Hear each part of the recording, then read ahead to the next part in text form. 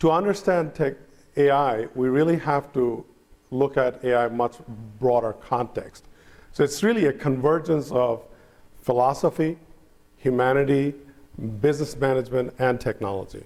Because philosophy allows us to kind of give us a moral compass to ask the tough questions. It gives us the guideline to question who we are, why we are here for, et cetera, right? Humanity is obviously what makes us human? What's so special about being human? I mean, if you look at, especially in the context of AI, a lot of the things that we can do, it will do better. It will do things faster, it'll be more efficient, it will actually even be able to think faster, make decisions faster.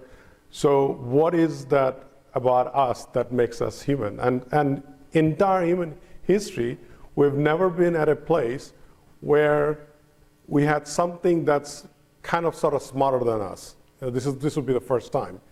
And so that puts us in a pretty interesting place. And so we have to decide which part of humanity we want to protect, and is it worthwhile to protect that? And then management and business goes hand in hand, because everything we do, whether we buy a cup of coffee, whether we go to school, whether we collect a check from the government for whatever reason, it's kind of managed by somebody and some organization or some people. And the technology obviously is in this context, we're talking about AI, but there's a whole history of AI that kind of goes almost several centuries back, which we'll talk about in a minute. So the book, we kind of tried to put it in this intersection of code and conscious. And it's like we have code that will make us effective, make us more efficient, but the question is it going to make us more effective? And what's the right path and what's the wrong path? And who decides what's the right path and what's the wrong path, right?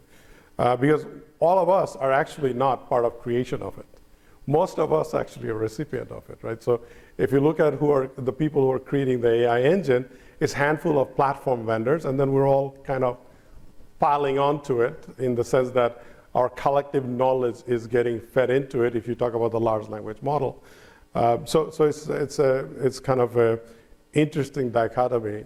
In terms of impactful, so I told you about all the bad things. So impactful things, one of the things we did is in the book, we looked at a lot of different use cases that's already out there that are doing good.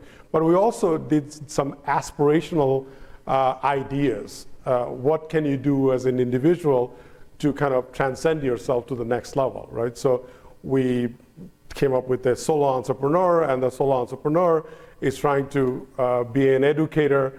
So what can that solo entrepreneur do utilizing all those different tools, but also using that framework? So we suggested that, hey, you can create content, you can come up with your marketing material, you can do market research. Those are basic things you can do.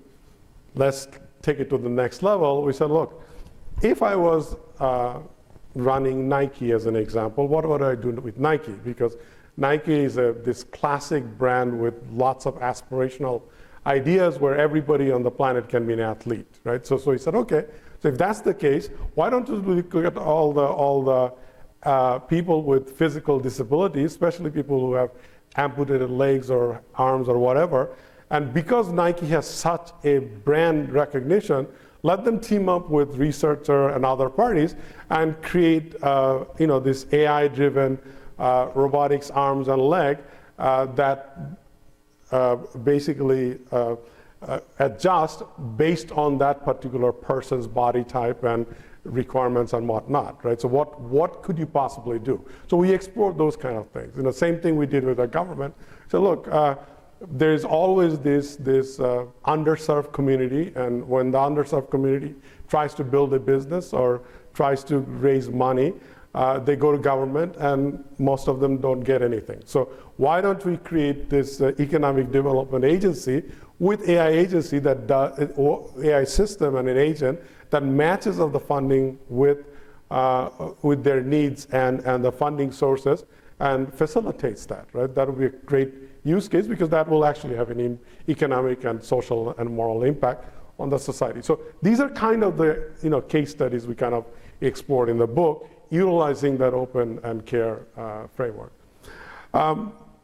And when we looked at that, we looked at this from not just doing good point of view, but also from a financial impact point of view and risk management point of view. So we took the principle of portfolio and financial management and applied that on the framework. So let's say, okay, if Nike actually did that, or if the government actually did that, or as a solo entrepreneur, if you did that, following that kind of moral and risk management process, would you be able to be more successful financially and otherwise, right? So we created this notion of AI innovation portfolio, which dives into how do you actually do these things. I want to bring in some of the numerous audience questions that we're getting. A question from Mark. He asks, you speak of humanity as a source of values and a moral compass. It can be argued that Silicon Valley does not operate with a moral compass. That's Mark's take. How does this frame, or does it raise concerns in entrusting the AI models and tools they create? So this is a question of, who has the power in developing these models, and where is the moral compass for those people who have that power? It's a loaded question and a controversial question, because I grew up in that era. I was in my 20s when internet was just coming in, and I was one of those entrepreneurs that raised money and built tech companies, and so and some of the companies now gotten way too big, and they can't stop themselves, right? So only way you can stop them is there has to be legislative framework that holds them responsibility.